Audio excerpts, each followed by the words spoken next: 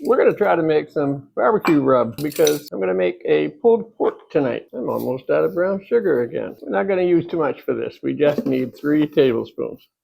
1, 2, and 3.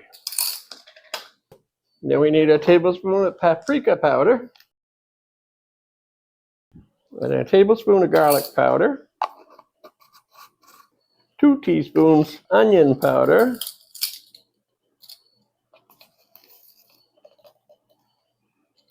okay, 2 teaspoons of mustard powder, and then it says a tablespoon of salt. We are not going with a tablespoon. I will go with a big teaspoon.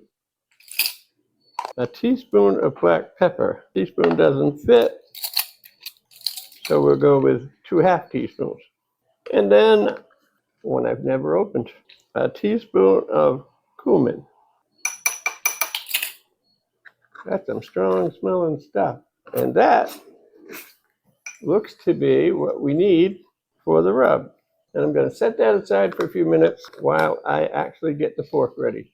I'll be right back. Okay, this is a picnic shoulder. The best cut for making pulled pork is Boston butt, which is the upper half of the shoulder. This is the bottom half of the pig's shoulder, and it's the second best cut. This one is a bone in, and if I can still read the weight, it weighs 5 pounds. What we want to try to do is remove the skin, but leave as much of the fat as we can, because the fat's going to add to the flavor, and the skin is going to keep the rub from absorbing it as good as we want it to. What I'll do is a trick my wife does when she makes pernil, which is a Puerto Rican roast pork with this same cut of meat, I believe. And what she does is she takes the skin off, puts her spices on, then puts the skin back, just sets it on top, and that gets whatever all this leftover fat in the skin goes back into our cooking like we want it to. And I'll tell you that the skin that comes off of the pernil is just incredible. It gets all nice and crispy, tasty, and there's a word for it that I can't say. I can't say many Spanish words. Now, what we're going to do as soon as we get this skin off is we're going to put this in a frying pan for just a few seconds to sear it. I think there's about 1 pound of skin on our 5-pound roast, and there's going to be some still left going into the slow cooker. Okay, now we've got most of the skin off. We've got this little bit down here, but we're not going to worry about that. We're going to put it in the pan. I got oil heating in there, and we'll put it on one side, and then we'll turn it a little bit, and then we'll turn it a little bit, and after that we'll put the rub on it, and then it goes into the slow cooker. Then we need a cup of any beer.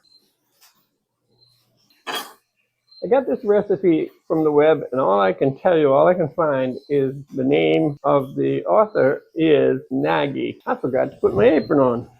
Never a good idea.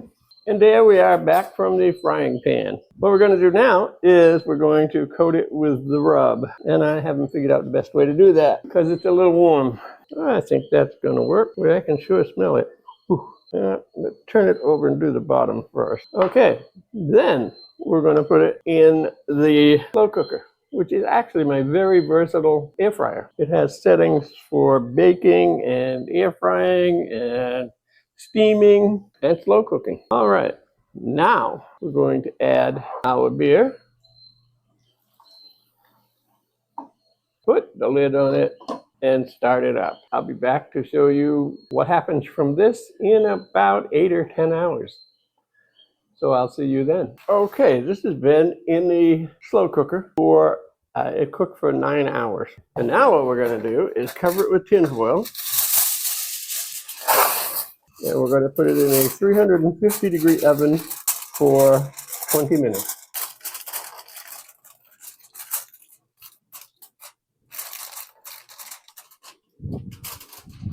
Okay, our pulled pork has been in the oven for 20 minutes at 350 degrees. And now we have to bring it out for a minute. So we're going to let it settle for a second because we want the fat to come up off the top. And we're going to take some of that fat and we're going to drizzle it on our pork. It makes more sense to have the cup a little closer to us here. I'm trying to skim off just the fat. So we're going to let that relax just for another minute or so. This is definitely tender because you can shred it with a spoon at this point, never mind forks. And after we get this fat spread on the top of this, then we're going to put it back in the oven for another 15 minutes. And that's going to be about it, I believe. So now we're going to first we're going to taste this piece. That's not bad.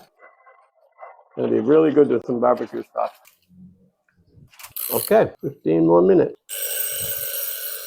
All right, now our pulled pork is pulled pork at this point. So we're going to take a couple of forks and we're going to rip it apart. And it shreds nicely. This is the kind of food you kind of wonder who invented this and pretty much why. Now the barbecue sauce I'm going to use with this is Sweet Baby Ray's. Unfortunately, I don't have the right Sweet Baby Ray's today. I'm going to go to the store a little later and then I'll get it. I have the sweet and spicy, which I absolutely love on chicken, but I'm not too sure I want it on this. I'll probably try a little bit and then I may decide, yeah, that's what I really want. But it's 7 o'clock in the morning. It doesn't seem very appealing to me. I think I'm going to change my shredding technique slightly. And what I'm going to do, shred it on a plate and then transfer it to the bowl, because if I shred it on a plate, I can tell what I'm doing better, I think. That is some tender. Looks pretty juicy too. I think the best pulled pork I ever had was at a fishing tournament in Alabama.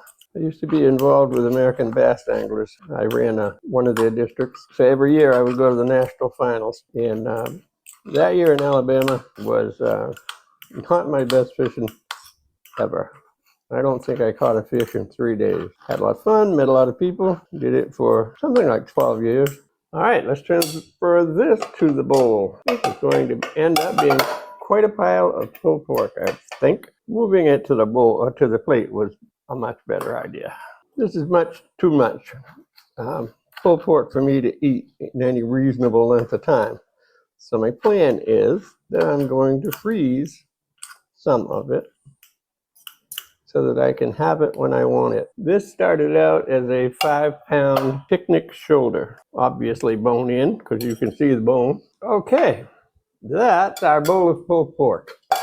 And as I said, I don't have the right barbecue sauce this morning. So what I'll be doing is going to the store later and getting some. Then I'll put this together and I'll do another little ending in which I actually taste this. So thanks for watching to this point, and we'll see you later today. Well, I never did actually video me tasting this, but believe me, it's incredible. Here's a good picture for you. Thanks for watching.